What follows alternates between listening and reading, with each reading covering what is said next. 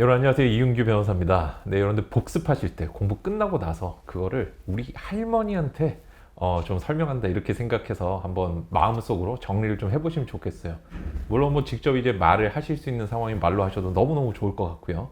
내가 이제 여러 가지 감각을 쓰는 것 자체가 이해나 암기에 엄청나게 도움이 되거든요.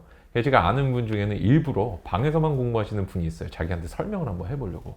근데 중요한 거는 제가 기존에도 이제 설명하는 방법 많이 말씀드렸는데 우리 할머니한테 설명한다. 아주 쉽게 이걸로 한번 생각을 좀 해보시면 좋겠습니다. 왜냐하면 우리가 이해라고 하는 게 사실은 뇌의 아주 원초적인 부분에서 일어나는 거예요. 이렇게 아주 깊숙한 부분에서. 근데 우리가 아주 깊숙이 있는 정보 같은 것들은 매우 쉬운 형태로, 단순한 형태로 저장이 돼 있거든요. 뭔가 어려운 거를 내가 바로바로 튀어나올 정도로 10년이 지나도 내가 기억할 수 있다. 이런 게 이제 장기 기억이라고 하는데, 엄청나게 어렵고 복잡한 것들이 과연 10년이 지나면 기억이 나시든가요? 하루가 지나도 기억이 어떤 안 나잖아요. 그래가지고 제가 예를 들어서 오늘 뭐 법률행위라는 거 공부했다고 한번 해볼게요. 원래는 법률행위의 개념은 의사 표시를 불가결의 요건 사실로 하는 법률 요건 이렇게 하는 건데, 이 할머니께 이렇게 말씀드리면 할머니께서 우리 손자가 뭘 잘못 먹었나, 무슨 말을 하는 게 이렇게 하실 거 아니에요, 그죠? 그렇기 때문에 이걸 할머니한테 설명한다고 해서 바꿔서 말을 하면 이렇게 되는 거예요. 할머니 오늘 물건을 내가 사러 가잖아, 그지? 슈퍼마켓 오늘 할머니 나갔었지? 거기 가가지고 이렇게 물건 사면 돈 주고 받잖아. 그거 유효야 무효야? 그러니까 유효 무효가 뭔지 모르겠는데 그거 그러면은 그냥 그대로 쭉 가는 거 맞아? 맞아. 가는 거 맞지.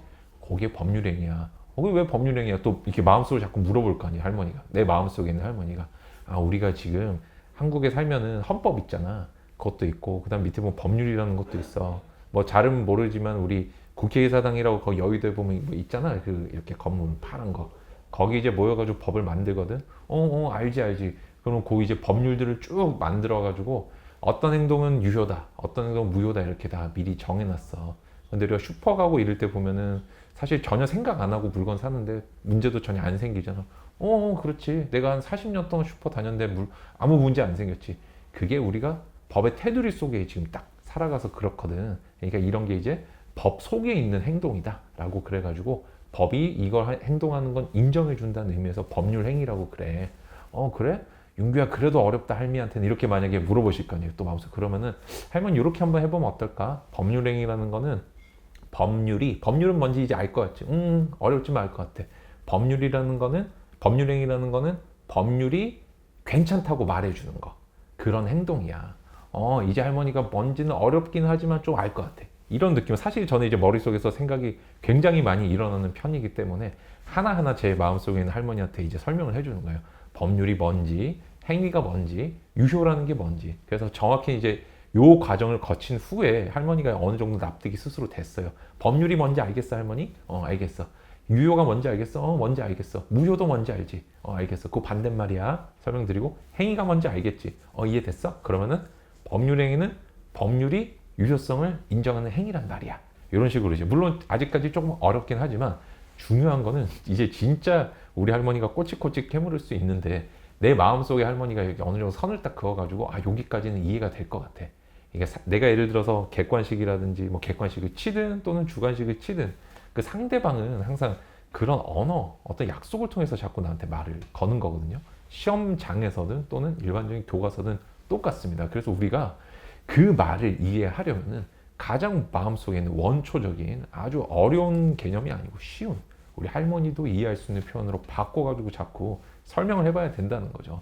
제가 그래서 요즘 드림 클래스 이제 지지난주부터 운영을 하고 있는데 뭐 개별 과제라든지 이런 것들 쭉 내드리는데 이번 주 공통 과제가 바로 이거였어요. 이번 주부터 시험 끝날 때까지 이 과제는 하루에 하나씩 올려달라라고 말씀을 드렸는데 대표적인 거 한번 읽어볼게요. 재밌는 게 되게 많은데 예를 들어서 이런 거예요. 어떤 CPA 준비하시는 분께서 할머니 장사를 다 하고 나면 누가 어떻게 일했고 잘했는지 아니면 못했는지 평가를 해야 되잖아. 그러면 기준이 있어야 되겠지? 고정 예산이라고 그러는 게 꼭 기준이야. 장사 시작하기 전에 예상한 재료 이렇게 돈 들잖아, 그지? 그리고 인건비, 뭐 노동 시간 이런 게 손님이 얼마나 이제 얼마에 얼마나 사갈지 이런 거를 써놔. 이런 거 고정 예산이라고 딱 미리 정해놓는 거는 요 장사가 끝난 다음에 진짜로 내가 오늘 번 돈하고 그 쓴 돈, 장사에 쓴 시간 이런 걸 비교해가지고 누구는 잘했고 누구는 못했다 이런 걸 좀 평가를 해야 되지 않을까?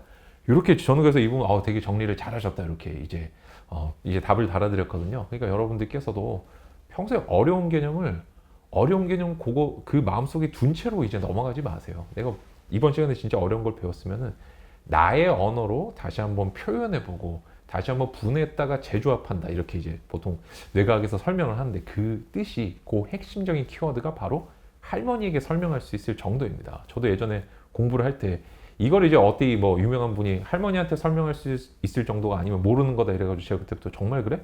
이때부터 저 공부가 너무 많이 늘었어요. 그러니까 다른 사람들이 뭔가 외운다고 급급할 때 저는 개념을 한 번 더 곱씹어 보고 우리가 공부할 때 보면 기초가 중요하다, 개념이 중요하다 이런 얘기들 너무 많이 듣는데 사실 무슨 뜻이고 어떻게 해야 되는지 잘 모르잖아요.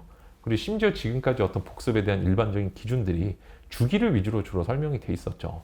공부 끝나고 10분 안에 해야 된다든지 뭐 아니면 하루 공부가 끝날 때 해야 된다든지 다음날 한다든지 뭐 5일이 지나서 한다든지 2주가 지나서 한다든지 이런 것들 다 얼마의 간격을 가지고 할까에 대한 거였다면 과연 복습은 어떻게 해야 되는가. 물론 이제 뭐 쟁점 노트라든지 이런 것들 말씀을 드렸지만 그 형식 때문에 좀 어려워하시는 분들이 되게 많더라고요. 근데 중요한 거는 여러 가지 형식보다 핵심적인 포인트가 바로 우리 할머니에게 이해할 수 있도록 쉽게 한번 내가 마음속으로 설명을 해보는 겁니다. 그래서 제가 이제 참고 영상으로 뭐 셀프 렉처라든지 이런 것들도 과거에 만들어 준 적이 있어요. 내가 나를 가르칠 때 일반적으로 우리가 시청각을 통해서 들을 때 그러니까 청각을 통해서만 들을 때 우리가 사실 동영상 강의 듣는 게 청각으로 듣는 게 거의 대부분이거든요. 눈은 거의 작동을 안 해요. 이렇게 귀로 듣다가 이때 실제 학습의 잔존율이 5%인데 누군가를 가르칠 때 잔존율이 90%나 된다고 합니다. 근데 사실 그 뒤에 숨겨져 있는 함의는 내가 그걸 이해해서 남한테 설명할 수 있을 정도가 돼야 된다. 근데 이해했다고 하려면 내가 기존에 알고 있던 내 기억 속에 있는 쉬운 장기 지식들로 새로운 지식을 분해해보는 것이고 그 기준은 의식적으로 가장 어떻게 보면 나랑 친하고 친근하면서 얼마든지 질문을 던질 수 있고 그 다음에 아주 어려운 것들에 대한 이해를 거부하실 수 있잖아요. 손자가 뭐 얘기하는데 이거 어려워 이렇게 하실 수 있잖아요. 그죠? 그래서 그거를 기준으로 딱 잡으시면 너무 적절한 것 같아요. 저는 그래서 진짜 저도 효과를 너무 많이 받고 이번 썸네일도 제가 이제 지도하는 분께서 저한테 야 어떻게 이렇게 스승님 이런 진짜 효과가 있는지 몰랐다. 그러니까 사실 이분도 제 공부법을 정말 오랫동안 알고 제가 뭐 거의 수제자라고 할 수 있는 정도의 분인데 근데 이분도 이제 사실 이 의미를 셀프 렉처의 의미라든지 복습의 진정한 어떤 방법에 대해서 이번에 깨닫게 되신 거죠. 그래서 여러분들께서도 제가 이제 드림 클래스에서 지금 하고 있는 것들 이것들 중에서도 요거는 우리 구독자분들하고 꼭 한번 알려드리면 좋겠다는 것들 주기적으로 소개를 해 드릴 테니까 여러분들께서도 한번 내가 처음에 잘 안 되면은 글로 한번 좀 써보세요. 이거는 필사하고 다르죠. 쓰는 공부를 하지 말라고 제가 말씀을 드리지만 그건 필사하지 말라는 뜻이지 내가 쓰는 만큼 생각을 할 수 있어요. 그래서 가급적 내 생각을 글로 표현해보고 다듬어보고 너무 모든 범위 하나 가지고 하려고 하지 마시고 내가 공부한 것 중에 요것만큼 내가 한번 물고 늘어져 봐야겠다. 제가 경험상 이게 처음에 습관화가 되고 감을 딱 잡고 뚫을 수 있는 기간까지 짧으면 3일 그 다음에 아주 오래 걸리면 2주 정도 걸려요. 딱 한 개 챕터에 법률행위 아까 설명드렸던 거죠. 그 정도 챕터에 근데 여러분들이 제가 활자 감수성이라는 영상도 한번 만든 적이 있는데 그 이제 정교 암기법에 대한 영상이었어요. 형사소송법 그 개념을 예시로 한 건데 그 원리도 이거하고 똑같습니다. 그래서 여러분들이 조금 힘드시지만 사실 우리가 사고라는 거는 뇌가 만들어내는 작용이거든요. 근데 뇌는 몸의 일부죠. 우리가 오늘 PT를 받으러 갔는데 오늘 당장 몽짱이 되기는 어렵지만 우리가 오운완 오늘도 운동 완료라는 요즘 태그를 많이 달잖아요. 인스타에 보면은 오늘도 나의 사고의 운동을 완료한다는 느낌으로 오사운완 뭐 이렇게 하면 말이 좀 이상한데 어쨌든 여러분들이 공부하시는 분들은 반드시 오운완 해주셔야 돼요. 뭘로? 머리의 운동을 오늘도 쉬지 않고 해주셔야 된다. 그 머리 운동의 가장 중요한 어떤 기초적인 공부법 중에 하나가 또 가장 파워풀한 복습법 중에 하나가 바로 이 이름을 붙이기 좀 어려운데 할머니 공부법이라고 할 수 있어요. 그래서 여러분들 할머니 공부법의 세계로 제가 초대를 합니다. 꼭 한번 해봐 주시기 바라고 밑에 시험 삼아서 이렇게 자기가 오늘 공부한 것들 한 문장 정도로 남겨주시면 제가 코멘트 달아드릴게요. 제가 이제 또 드림 클래스에서 우리가 이런 식으로 하고 있는데 아마 여러분들이 공부의 새로운 어떤 관점과 이해 진짜 공부의 어떤 재미 이런 것들 좀 느끼실 수 있을 것으로 제가 기대를 합니다. 감사합니다. 여러분 이상 이윤규 변호사였습니다. 밑에 댓글에서 뵙도록 하겠습니다.